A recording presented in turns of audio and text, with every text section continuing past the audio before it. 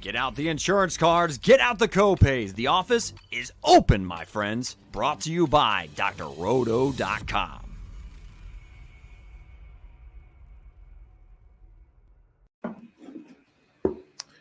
What is up, and welcome in to Clean Air on a fantastic and hopefully fun and safe Memorial Day weekend. We are the Clean Air Show. We are your quick pit of DFS NASCAR information. I am Eric Romoff. You can catch me on those Twitter streets at FantasyNav, and he is the crew chief of our team, Mr. Mike Holland. Mike, how's it going tonight? What are your thoughts, at least off the top, for the Coca Cola 600? Yeah, I'm doing good tonight, man. This will be the third event tomorrow, the Cup Series race, starting at 5:16 Central, so 6:16 Eastern time. We're at Charlotte Motor Speedway, the Coca Cola 600. It's a 1.5 mile oval track here. Compares pretty similarly to Las Vegas and Kansas, so we'll be talking a lot about those two tracks. But overall, yeah, it's a really long race, 400 laps. So I think we're going to have to be careful on kind of how we build our lineups, right? I mean, you look at it here, and most of the time we try to get, a two Dominator type lineup. But with so many laps and so many additional points for laps led and fast laps, we're going to probably need at least 3 Dominators in our lineups. So that's something that we're going to be looking at. Who are the guys that are maybe a little bit cheaper that can dominate some of the race? And what we mean by Dominator is obviously guys that can get up front and lead laps and create those fast laps to give you those extra points. So there's going to be a ton of fantasy points out there. It's going to maybe see a couple of guys here, break that 100 mark there. So, I'm excited. It's one of the more fun events that NASCAR has. Everybody's going to have a cool paint scheme. So just really excited to see what these cars are going to do. And this is obviously a track where you got to make sure that you're in the race. It's super long, so avoiding penalties, obviously avoiding wrecks. It's going to be huge. So really just trying to get your 6 drivers towards the end of the race, obviously to finish the race is pretty key here, as it is with every event with NASCAR. But, kind of the thing that I was looking at today when watching practice and qualifying is the Toyotas look really, really good, right? 1 through 4, you've got Toyotas up front starting here. So you've got Hamlin, who took the pole, beat Kurt Busch by 14 inches. So Kurt's going to be starting second here. He won the last race before last week, which was the All-Star race. So he won at Kansas, which is a very comparable track to this. So 23-11 with their first victory for that team. So pretty awesome there. Chris Bell, obviously, with JGR, and then Kyle Busch with JGR as well, all starting in the top 4. And then, Bubba Wallace, too, is 7th. So a lot of Toyotas up front. So they're looking really, really strong. Probably going to have a lot of my lineups featuring a lot of Toyotas. But you can't count out the Hendrick guys. The weird thing is that Kyle Larson is going to be starting from the rear, and he's the most expensive driver on the board. He absolutely dominated this race last year, and now he's starting at the very back. So he's got 600 miles to work his way through the field. He could win this race. He's still a pretty good favorite in Vegas. So, as he works his way through the field, he's someone to watch as obviously a place differential play. So we'll kind of talk about that as we go through. Looking at the past 5 winners here, they're all in the field. You had Larson last year. Keselowski is in the field. He won in 2020. Martin Truex won in 2019. Kyle Busch won in 2018. Austin Dillon won in 2017. So, all the previous 5 winners are all in this race here. And I just think it's going to be one of those races where, we're going to have to figure out where we're going to salary save, and we're going to try to figure out which 3 Dominators we're going to want to get into our lineup. Yeah, for these longer races, that definitely seems to be the winning formula. I want to touch on a couple of the things that you mentioned in that very thorough rundown. So I'll start with Kyle Larson. You mentioned that he's starting all the way in the back.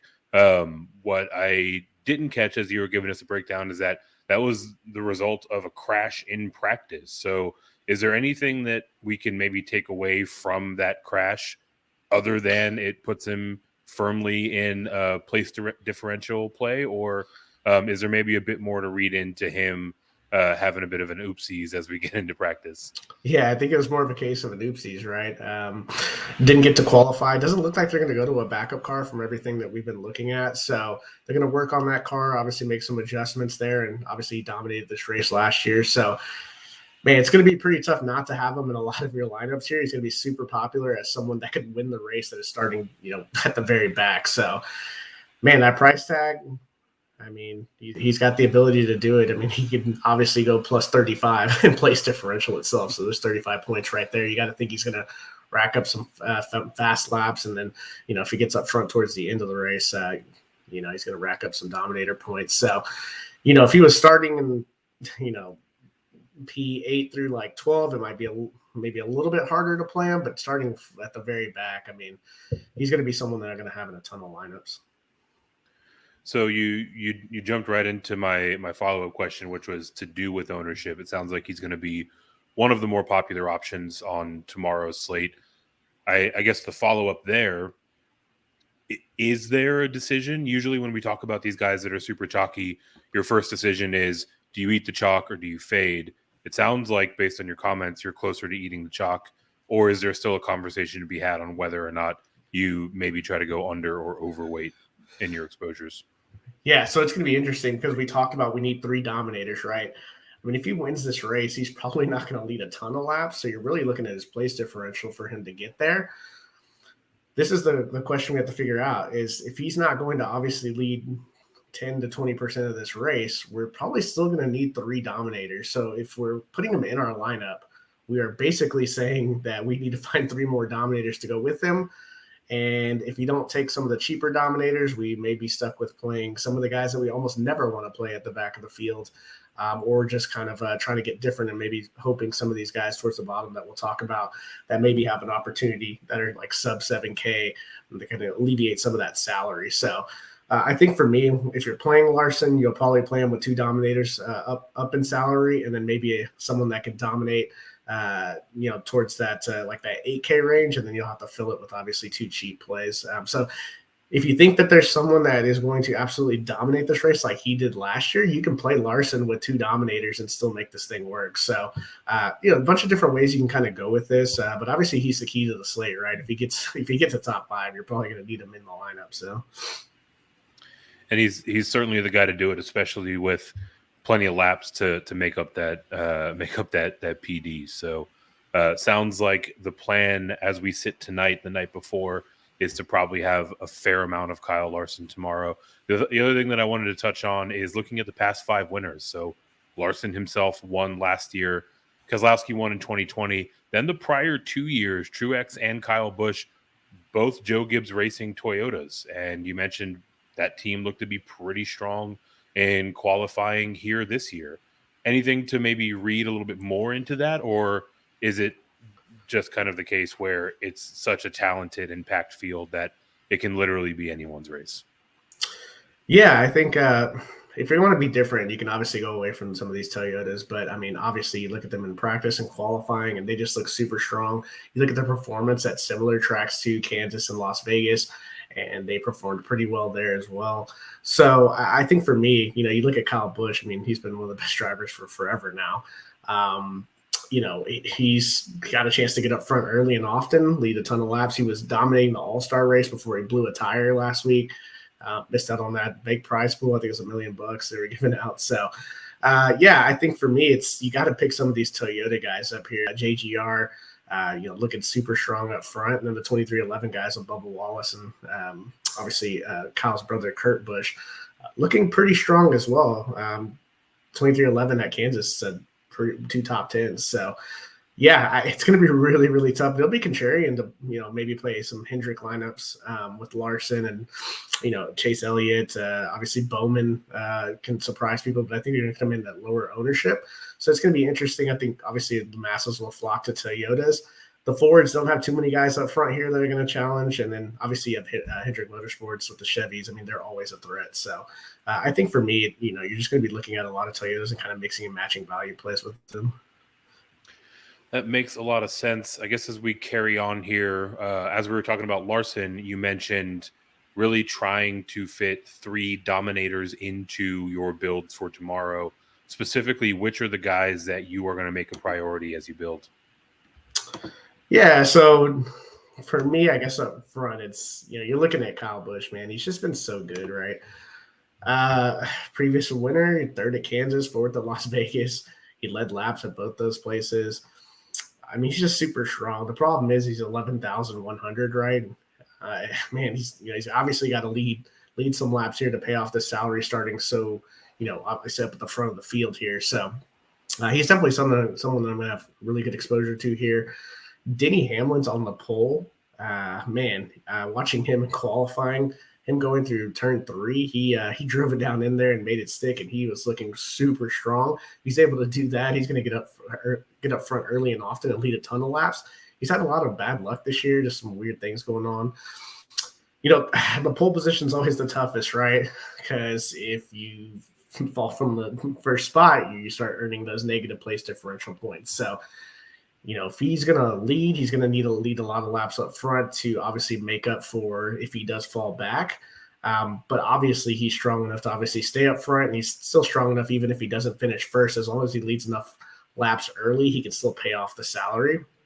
The thing we have to look at here, right, is this track's been a track where you either dominate, right, or you essentially will just look at 3 to 4 potential dominators here. So, for me, it's just like one of those things where we're just going to have to get as many dominators as we can if you're going to play Larson.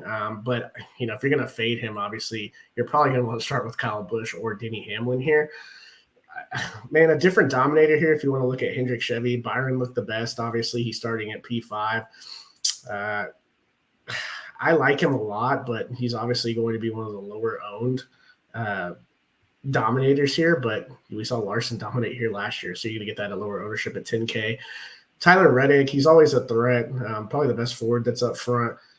He was solid in practice. He knows how to run the wall, so, he can obviously, as the track changes at that top line there, if he's able to run that wall all night, he can get up front. That's kind of some tough luck this year, but definitely someone that can lead laps. Kurt Busch, obviously been solid, 23.11, looking super strong. He's only 8,600. Position 2. So if he gets out up front early and he starts racking up those dominator points at 8,600, he's looking like a pretty strong play. And actually, probably my favorite is Christopher Bell, man. He's driving a JGR car. He's been super solid, 10 top 10s. He looked good at Kansas. He'd led 37 laps after having some issues there. He finished 5th at Vegas. He's just in good equipment. And I mean, it's just same thing we said about Kyle Busch and Martin Truex, right? We like the Toyota, the JGR cars. So, him starting 3rd and with that salary, man, if he gets up front, he's a really, really nice play. Yeah, for sure. There's a lot of guys to like that can certainly spend a good amount of time up at the front of the pack. I want to rewind a little bit. We've got Esmail chiming in here in the chat. He is in favor of eating the Larson chalk, so it sounds like he is right there on board with us. And he actually poses a really good question. The first dominator you mentioned, Kyle Busch, 11K. We're looking at a guy that is coming off of a pretty sloppy truck race. So my question to you is, how much weight does that hold as you determine whether or not to fire someone up in your roster for the big race on Sunday? Yeah, I'm not scared of that at all.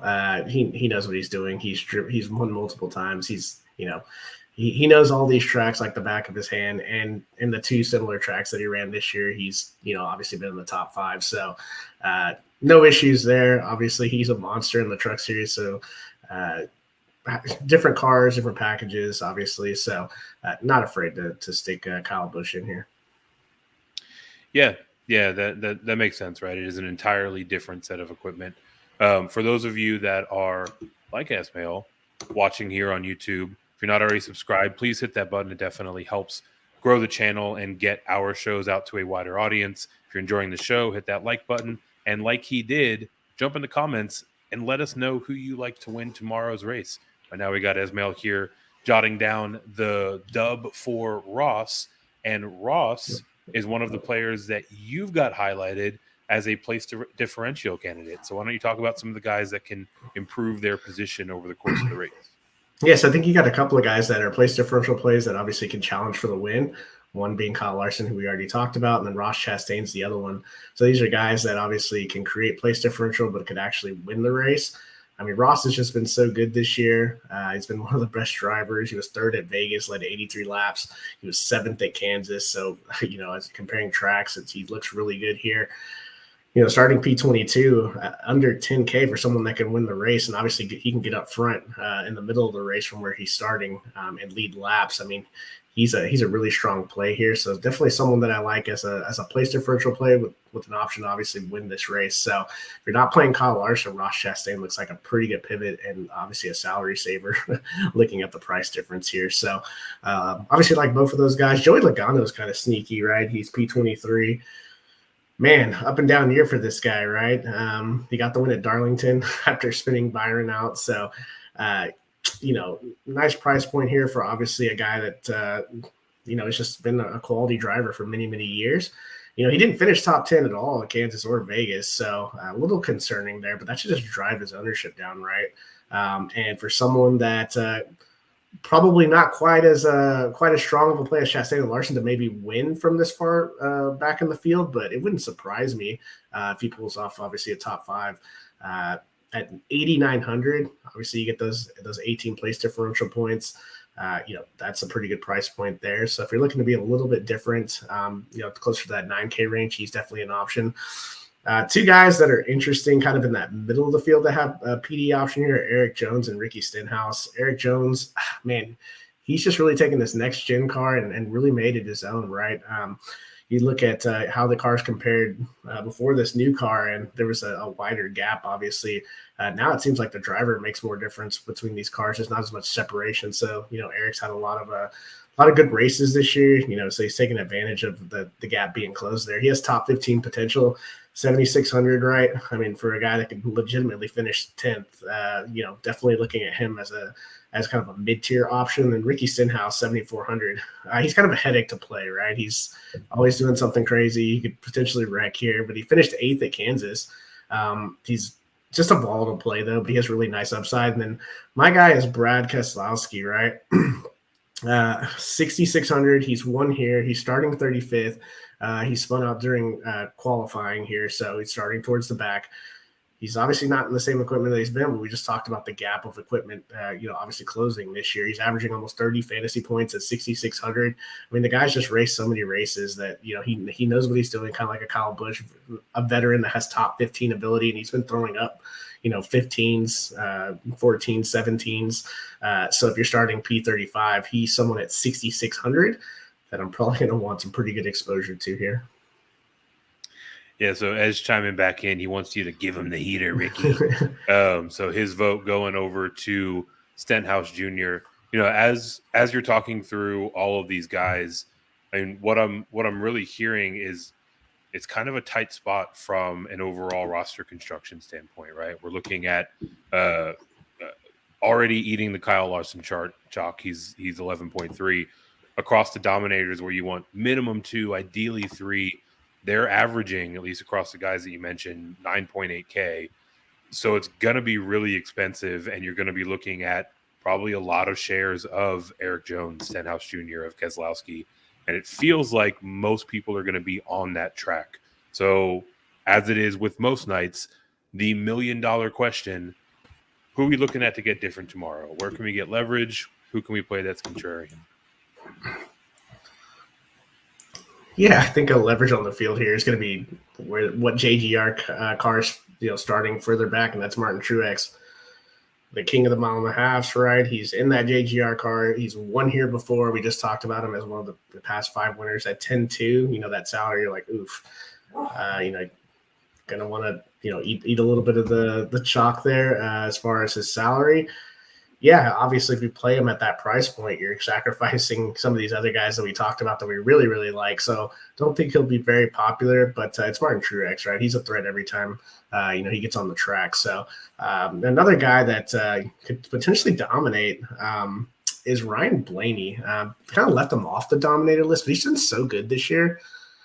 He's just always a threat for a top 5. He's been so consistent this year. So I don't mind some shares of Ryan Blaney if you're looking to get a little bit different. And then Kevin Harvick, I mean, all the guy does is he just finished between 10 and 15. He's starting P18. He's only 8K, so a little bit of a position differential play. I mean, he's averaging 38 fantasy points on the year. Man, these Fords, right? We've really just been talking about Toyotas tonight and also some of the Chevys here. You look at someone like Blaney, though, could definitely be a little bit different. Harvick as well. And then Bubba Wallace, man, it's going to be interesting. If he can hold that position at 6,900, I mean, he's a pretty good salary saver. He was 10th at Kansas. And he probably should have done better. He had some pit issues that he kept having to come back from. If he stays in the top 10 under 7K, even if he takes a couple of place differential loss here, he can still pay that off. So for me, you kind of want to stay away from these guys that are sub, 6,500. You look at Busher and Almirola, two guys that are, 6,500, 6,700. These are guys that can get to 30 fantasy points. They're good enough drivers, obviously, to get into the top 15, so don't mind them. And then if you're going to play some Dominators up at the top, you very bottom here, Ty Dillon, someone that's interesting. Michael McDowell, he's starting 10th, but man, if he could just hold on to some of those spots there, maybe not a terrible play. Noah Gregson's, P27, so obviously offers a little bit of place differential, but a little bit of a risk there. He's more of a volatile driver, so yeah, I think overall, you're looking at lineup construction, and the first question is, what do you do with Kyle Larson, right? So that's kind of where you start, and then obviously mixing and matching some of these Dominators, and then playing somebody like Keselowski. I'm going to kind of start my lineups and obviously making pivots off of, where I can get some leverage. Yeah, I mean, it seemed to me, at least following this logic, right? I'm building along as we go with Larson in there, with Kurt Busch and Bell in there as the cheap Dominators, Byron as well. You got less than 6K per spot, right? So that tells me two things. One, Truex Jr. at 10.2K is going to be criminally underowned, right? Like no one is going to get up to that salary. And conversely, some of those guys that you mentioned, Almirola, Busher, sitting down at 6.5, 6.7, are going to be crazy popular because everyone is going to need salary savings. So these are things to keep in mind, right? As you start to fill out some of these names, the gaps that sort of organically feel like they need to be filled a certain way are all going to be the chalk. Find an alternative play that's a couple $100 less.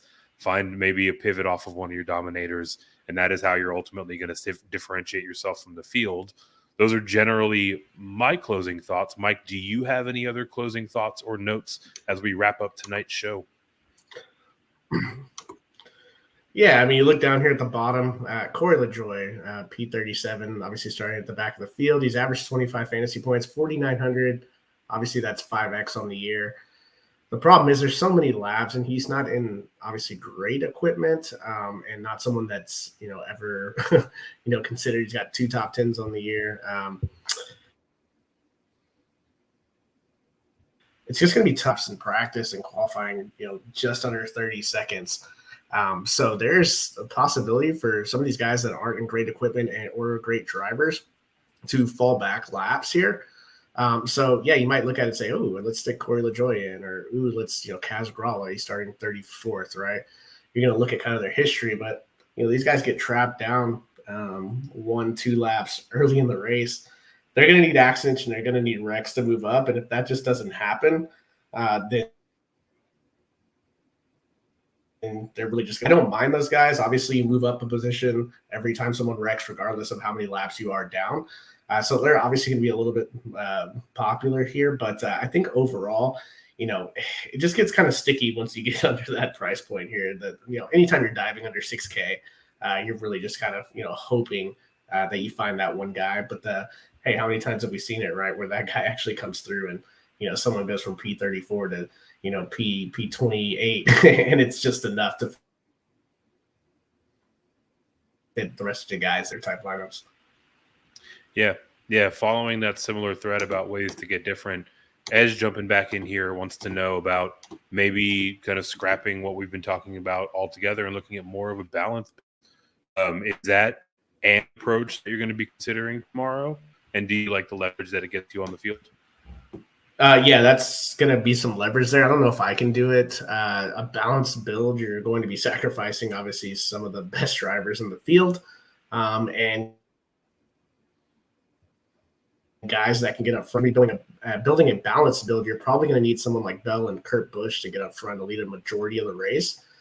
And then you can fill out, the rest of your roster with Ross Chastain. You can, toss in a Blaney You should top 10 here. You can kind of build out through the middle. So I'm not mad at it. Maybe more for large field. I think we've seen this race, the way it goes out, man. There's usually 3 dominators. Typically, the gambling money says that one of these guys over 10K points tomorrow, so you're probably going to need them in order to take down the top spot. But hey, it's DFS, right? Anything can happen. There's a crazy wreck up at the front, and some of these guys go out, then who knows what could happen. So it's NASCAR, right?